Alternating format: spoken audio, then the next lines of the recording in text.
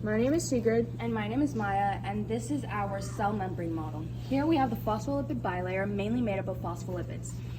It consists of a hydrophilic head, represented by this quarter, and two hydrophobic lipid tails, represented by these pieces of yarn.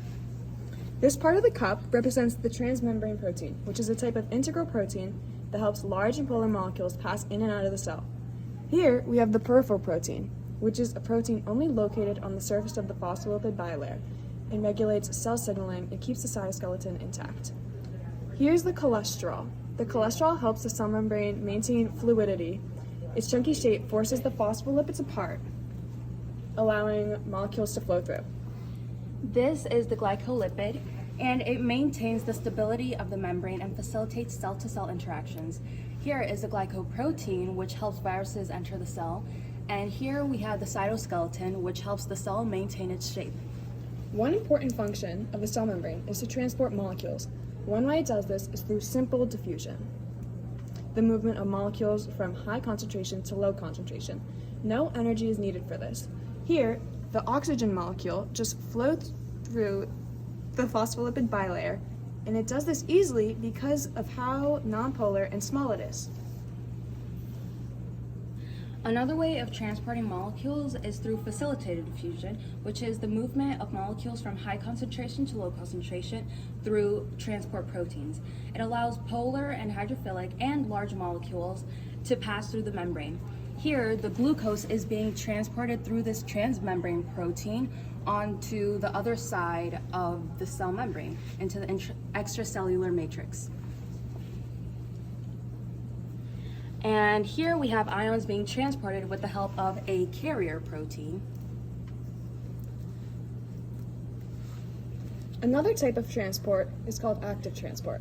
This is when a lot of energy, such as ATP, is needed to move molecules from areas of low concentration to areas of high concentration. Here, we have demonstrated the sodium-potassium pump.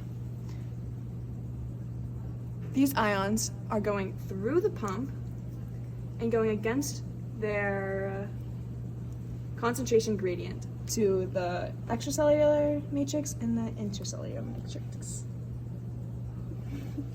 Next, we have cotransport, which uses the energy from an electrochemical gradient to transport two different ions across the membrane through a protein like this sucrose and hydrogen model. When hydrogen moves back into the cell via the cotransporter protein, the energy that was stored in the membrane is used to move sucrose through the same cotransporter protein and into the cell. Endocytosis is when cells use energy to take in macromolecules and particulate matter by forming new vesicles made from the plasma membrane. An example of this is when glucose is needed inside the cell. The phospholipid bilayer brings itself around the molecule to bring it into the cell. Once the membrane wraps itself entirely around the molecule, it detaches itself from the cellular membrane and forms a vesicle around the glucose inside the cell. Next is exocytosis. Exocytosis is when a vesicle inside the cell fuses with the cell membrane to release a substance like waste outside the cell. Here we have urea. It is encapsulated in this vesicle. This vesicle will soon be transported out of the cell membrane.